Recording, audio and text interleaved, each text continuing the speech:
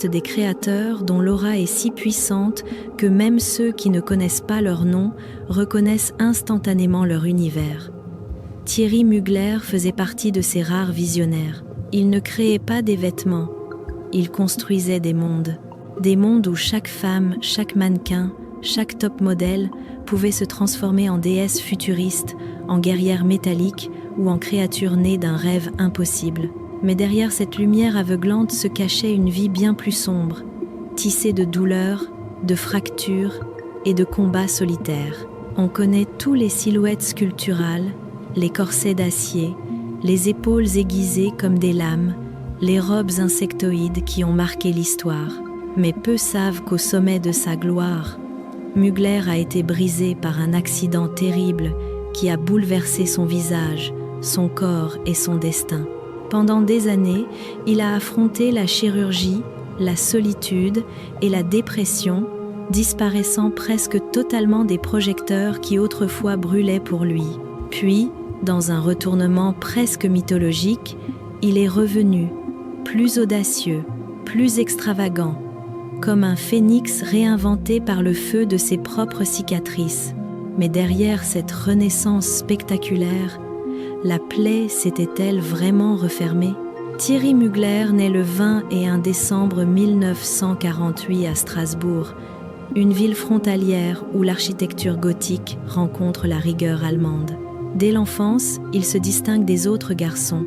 Alors que les enfants de son âge rêvent de football ou de jeux bruyants, le jeune Thierry remplit ses carnets de dessins étranges, des silhouettes démesurées, des créatures mi-humaines, mi-machines, des corps taillés comme des sculptures futuristes. Sa famille ne comprend pas vraiment ce qui se passe dans la tête de ce garçon si réservé, mais déjà, une énergie singulière brûle en lui. À la maison, personne ne partage son obsession pour le dessin, la danse et les costumes. Ses parents, issus d'un milieu modeste, peinent à imaginer que ce fils si silencieux puisse un jour vivre de ses visions. Pourtant, Mugler ne vacille pas. Il apprend la danse classique à seulement 10 ans, cherchant dans le mouvement une liberté que son environnement ne lui offre pas. À 14 ans, il commence à fabriquer ses propres vêtements, persuadé qu'aucune pièce existante ne correspond aux personnages extravagants nés dans son esprit.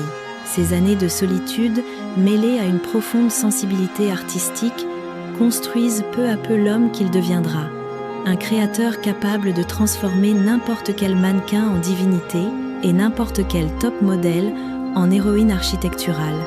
Mugler n'a jamais eu besoin d'être compris seulement de créer. Et c'est dans ce décalage entre lui et le monde que s'est forgée l'étincelle d'un génie. L'entrée de Thierry Mugler dans le monde de la mode ne fut pas un miracle soudain, mais le résultat d'un acte de rupture. Quitter Strasbourg pour Paris. Avec seulement quelques vêtements et un carnet de croquis, il débarque dans une capitale bouillonnante où la créativité côtoie la cruauté. Paris peut couronner un artiste ou l'écraser. Mugler le sait, mais il avance, porté par une vision que personne d'autre ne voit encore. Pour survivre, il rejoint une petite troupe de danse. Sur scène, il apprend à comprendre le corps, son poids, sa tension, son élégance en mouvement. Cette connaissance deviendra plus tard la signature de ses créations, capable de transformer le moindre mannequin en personnage vivant. Mais c'est hors de la scène, pendant les pauses, que la magie commence vraiment. Mugler dessine sans relâche, comme s'il craignait que ses idées ne s'échappent. Un jour, un ami le recommande pour un shooting lookbook d'une petite marque. Mugler accepte sans grande attente, mais dès les premières prises de vue, le photographe comprend qu'il n'a pas affaire à un simple mannequin. Mugler pose comme un artiste, avec une conscience aiguë du vêtement, de la lumière et de la narration. Puis, au milieu du shooting, il prend l'initiative d'ajuster la structure d'une veste, modifiant une coupe, sculptant une nouvelle silhouette. L'équipe retient son souffle. Un styliste murmure. Il ne porte pas la mode, il la construit. Ce moment marque un basculement. Mugler réalise qu'il n'est pas fait pour être vu, mais pour créer ce que l'on regarde. et cette révélation ouvre la première porte de son destin. Si vous appréciez cette histoire, n'hésitez pas à vous abonner, liker et laisser un commentaire, cela nous aide à continuer cette exploration des génies de la mode. Lorsque Thierry Mugler dévoile sa première collection en 1973, peu de gens comprennent réellement ce qui vient de naître. Paris est encore gouverné par une idée classique de la féminité, la douceur, la mesure, la pureté des lignes. Et puis, soudain, Mugler apparaît avec ses architectures corporelles, ses épaules sculptées comme des armes, ses tailles cintrées jusqu'à défier la logique, ses matières lustrées qui semblent sortir d'une autre galaxie. Il ne cherche pas la validation, il impose une vision où chaque femme, qu'elle soit un simple mannequin débutant ou une top modèle adulée, devient une héroïne spectaculaire. Dès le départ, Mugler refuse la mode sage.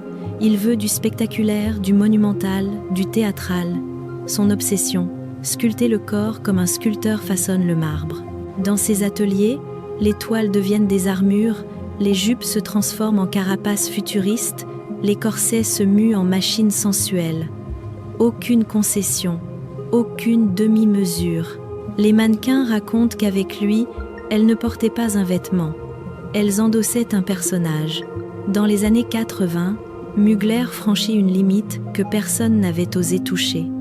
Il transforme ses défilés en spectacles. Ce ne sont plus des runways, mais de véritables performances scénarisées. Les lumières jaillissent, des lasers traversent l'espace, la musique électronique gronde et les silhouettes avancent comme des créatures sorties d'un film de science-fiction. On voit des femmes sirènes, mi-déesses, mi-serpents, des reines galactiques vêtues de chrome, des femmes insectes dont les ailes translucides vibrent sous les projecteurs. Aucun autre créateur n'a su manipuler le fantastique avec autant d'audace. Et puis, il y a les femmes, les icônes, les top modèles que Mugler transforme en êtres mythologiques. Naomi Campbell, glaciale, impérieuse, avançant avec la puissance d'une panthère. Linda Evangelista, sculptée dans des silhouettes futuristes au point de devenir presque irréelle. Jerry Hall, ondoyant dans une robe sirène si sensuelle qu'elle est devenue un fragment de mémoire collective. Sous la direction de Mugler, les mannequins cessent d'être des corps pour devenir des mythes ambulants. L'apogée de son empire survient en 1995, lors du fameux défilé des 20 ans au Cirque d'hiver. On en parle encore comme d'une légende. Jamais personne n'avait vu cela. 75 mannequins, 300 silhouettes, une scénographie digne d'un opéra, des acrobates, des danseuses, des créatures hybrides. Les spectateurs ne savent plus où regarder tant chaque tableau semble appartenir à une autre dimension. Les journalistes écrivent alors que Mugler est l'architecte de la haute couture, le metteur en scène du rêve, l'homme qui a transformé la mode en cinéma. Mais Mugler ne s'arrête pas au podium. Les stars de la musique s'arrachent son univers. David Bowie lui demande de l'habiller en créature androgyne pour une de ses tournées. Diana Ross apparaît dans un Mugler scintillant qui redéfinit le glamour. George Michael immortalise une silhouette Mugler dans un clip qui deviendra culte. Et puis survient Beyoncé. Avec elle, Mugler trouve une muse moderne. Pour la tournée I Am, Sasha Fierce, il imagine des silhouettes de guerrières futuristes, de reines robotiques, d'icônes cybernétiques. Chaque tenue devient virale avant même que le mot « viral » n'existe. Beyoncé dira un jour que Mugler l'avait transformée en créature venue d'un autre monde. Cependant, derrière les explosions de lumière et les shows colossaux, quelque chose se fissure. Mugler est un perfectionniste absolu. Il veut contrôler chaque détail. La démarche du mannequin, l'énergie d'un tableau, l'angle d'un projecteur, la courbe d'une épaule, cette obsession de la perfection, admirable pour le public, devient un poids immense pour lui. Les nuits blanches se succèdent, les pressions créatives s'accumulent, et l'homme derrière le génie commence lentement à s'épuiser. Mais personne ne pouvait prévoir que ce qui allait suivre ne serait pas une simple fatigue créative, mais un bouleversement tragique qui changerait à jamais la vie et le visage du créateur. Avant de continuer, si ce récit vous passionne, pensez à vous abonner, liker et laisser un commentaire. Votre soutien permet de préserver ces histoires essentielles de la mode. Ce qui fait de Thierry Mugler une légende ne réside pas uniquement dans ses silhouettes futuristes ou ses épaules mythiques. Sa grandeur repose surtout dans sa manière de défier sans jamais trembler les règles du système. À une époque où la haute couture vantait la discrétion, Mugler prônait le spectaculaire. Lorsque le minimalisme dominait, il répondait par des robes sculptures, des corsets métalliques et des créatures hybrides. Là où d'autres cherchaient l'élégance sage, lui imposait une féminité puissante, dominante, presque surnaturelle. Pour Mugler, une femme n'était jamais un simple mannequin. Elle était une héroïne, une force, une apparition. Peu importe qu'elle soit une top modèle mondialement reconnue ou une jeune femme inconnue, sous sa direction, elle devenait une déesse moderne. Et cette vision, radicale pour l'époque, ne plaisait pas à tout le monde. Certains critiques le jugeaient excessif, kitsch, trop théâtral, reprochant à son travail d'être trop audacieux, trop brillant, trop différent. Mais Mugler refusait de se plier aux attentes. Il rejetait les compromis, refusait les offres qui dénaturaient son univers et défendait la liberté artistique comme une cause sacrée. Il disait souvent « Je ne crée pas des vêtements, je crée des femmes idéales ». Une déclaration qui résume tout. Mugler ne suivait pas la mode, il la dépassait. C'est cette insoumission, cette intensité, cette fidélité absolue à sa vision qui a fait de lui bien plus qu'un couturier, un créateur intemporel, un sculpteur d'icônes. Au sommet de sa gloire, alors que son nom résonne dans toutes les maisons de couture, personne n'aurait pu imaginer que la vie de Thierry Mugler allait basculer vers une obscurité si profonde. Pendant les années 80 et 90, il règne sur la mode, dirigeant des défilés monumentaux, transformant chaque mannequin en héroïne et chaque top modèle en créature mythologique. Pourtant, derrière les projecteurs et l'exubérance visuelle, un drame silencieux s'apprête à frapper. Le premier accident survient brutalement, comme un coup du destin. Un accident de moto dévaste son visage, nez brisé, os fracturé, peau déchirée. Pour un créateur dont l'univers repose sur la transformation du corps et la puissance de l'image, ce choc est dévastateur. Mais Mugler, fidèle à son instinct de survie, garde le silence. Il continue d'apparaître en public, lunettes noires et sourire discret, tandis que son visage se reconstruit douloureusement sous les pansements. Puis, la tragédie frappe une seconde fois. Lors d'un entraînement intensif, un accident de sport détruit presque totalement son bras droit. Les médecins sont formels. Il devra subir plusieurs opérations lourdes pour espérer retrouver une partie de sa mobilité. Les rumeurs commencent alors à circuler dans la presse. Certains prétendent que Mugler abuse de la chirurgie esthétique. La vérité est bien plus cruelle. Il n'a jamais voulu modifier son corps par coquetterie, il tente simplement de réparer ce que les accidents ont brisé. Ses blessures physiques entraînent une descente psychologique. Usé, bouleversé, isolé, Mugler s'éloigne du monde de la mode au début des années 2000. Il ferme sa maison, disparaît des podiums et abandonne cette scène où les mannequins qu'il a façonnés continuaient pourtant de briller. Pour beaucoup, c'est une énigme. Comment un génie aussi flamboyant peut-il s'effacer ainsi ? Durant cette période d'ombre, Mugler se reconstruit littéralement. Son apparence change profondément. Il adopte une musculature impressionnante, des traits plus anguleux, presque sculptés. Certains y voient une excentricité supplémentaire, mais lui expliquent plus tard. Mon corps avait été détruit. Je l'ai reconstruit comme une œuvre. Une phrase qui dit tout. Même blessé, même brisé, Mugler reste un créateur. Puis, contre toute attente, il revient. Pas comme directeur de mode, mais comme metteur en scène.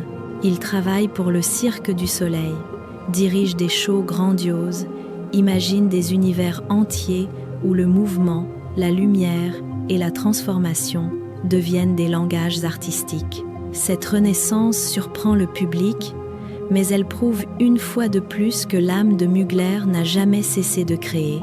Le moment le plus marquant de ce retour est sa collaboration avec Beyoncé. Pour la tournée I Am, Sasha Fierce, Mugler imagine des silhouettes futuristes, des armures cybernétiques, des robes qui transforment la chanteuse en femme robot ou en déesse céleste. Chaque tenue devient iconique, reprise des milliers de fois à travers le monde. Beyoncé ne porte pas simplement Mugler, elle incarne son univers, une fusion qui ravive la légende du créateur. En parallèle, sous la direction de Casey Cadwallader, la maison Mugler renaît. Et soudain, les archives du maître deviennent virales. On revoit Cardi B au Met Gala 2019 portant la robe Sirène Galaxy de 1995. Les jeunes générations, qui n'avaient jamais vu de défilé Mugler en direct, découvrent émerveillées son génie visionnaire. Pour elles, chaque silhouette semble plus moderne qu'au moment de sa création. Malgré ce regain d'amour, Mugler reste fragile. Les années de douleur, de chirurgie, de solitude ont laissé des cicatrices que même un homme de sa force ne peut entièrement effacer. Il continue de travailler, comme si le fait de créer était l'unique manière de ne pas sombrer. Jusqu'à ce jour de janvier 2022, où la nouvelle tombe, Thierry Mugler est mort. Une disparition paisible, dit-on. Mais ceux qui connaissent son histoire savent que ce départ est le point final d'un combat mené toute une vie. Le vrai drame n'est pas dans ces accidents, mais dans le fait que le monde n'a jamais mesuré les douleurs que Mugler portait en silence, tout en offrant au public beauté, force et imagination sans limite. Lorsque Thierry Mugler s'éteint en janvier 2022, le monde de la mode ne perd pas simplement un couturier. Il perd un créateur d'univers, un architecte du fantasme, un homme qui a repoussé les frontières du possible jusqu'à les faire exploser. Ses silhouettes, ses armures futuristes, ses robes sirènes, ses corsets métalliques continuent d'habiter l'imaginaire collectif comme si elles avaient leur propre vie. Mugler n'a jamais habillé un mannequin. Il a élevé chaque femme, chaque top modèle, au rang de divinité moderne. Aujourd'hui encore, lorsqu'on regarde ses archives, on comprend à quel point son œuvre demeure intemporelle.